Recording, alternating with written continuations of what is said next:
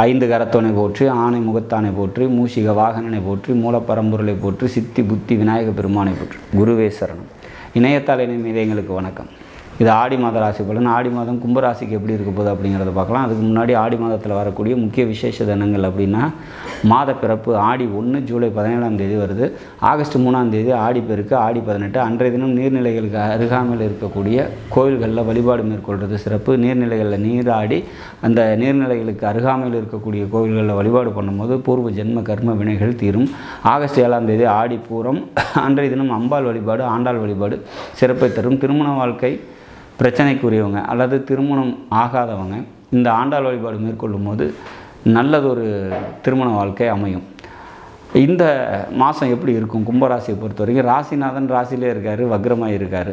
சரி, இந்த நிலைப்பாடு எப்படி இருக்கும்? முன்னேற்றமாக இருக்குமா அப்படின்னா, 2ஆம் வீட்டின் குரு, அவரும் பார்த்திங்கனாக்கா ராசிக்கு கேந்திரத்தில் இருக்கார். சரி, இதெல்லாம் கணக்கு போட்டு பார்த்தோம் அப்படின்னாக்கா என்ன சொல்லுது?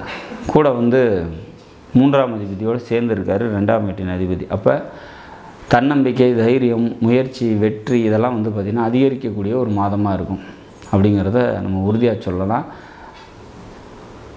உங்களோட ராசிக்கு 6ல் பார்த்திங்கன்னா சுக்கிரன், புதன், சூரியன் இருக்காங்க. அப்போ மனைவியால் செலவுகள் அதிகரிக்கும் அப்படிங்கிற மாதிரியான ஒரு அமைப்பு. ஒரு சில பேருக்கு குடும்பத்தில் மனக்கசப்புகள் ஏற்படும்.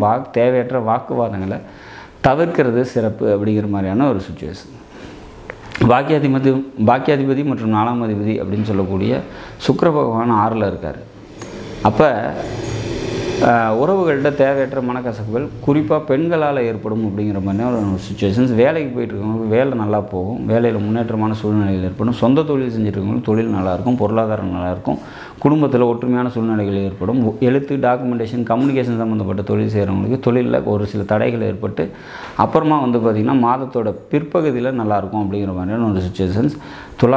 கும்பராசியை பொறுத்த வரைக்கும் 9, 10, 11 3 நாட்கள் சந்திராஷ்டம தினமாக வரதுனால அன்றைய தினம் முக்கிய முடிவுகளை எடுக்காதீங்க. வெளியூர் பயணங்களை தவிர்த்துருங்க. நாடும் நாட்டு மக்களும் நலமுடன் வாழ நவகிரகங்களை வேண்டி அமைகிறேன். நன்றி, வணக்கம்.